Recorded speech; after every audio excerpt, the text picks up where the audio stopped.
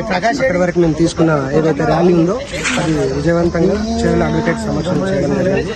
ఇట్లాంటి ర్యాలీలు దేశ నడిబొడ్డులో మహిళను ఊరేగించినప్పుడు జరిగితే బాగుండేదని చెప్పేసి అనుకుంటున్నాం. అదేవిధంగా ఈ దేశంలో సంస్కృతి ఎట్లా ఉందంటే రేపిస్టులకు సన్మానాలు సత్కారాలు చేస్తున్న అంతకాలం ఇలాంటి చర్యలను మనం ఎదుర్కోవడంలో కొంచెం ఫెయిల్ అవుతాం.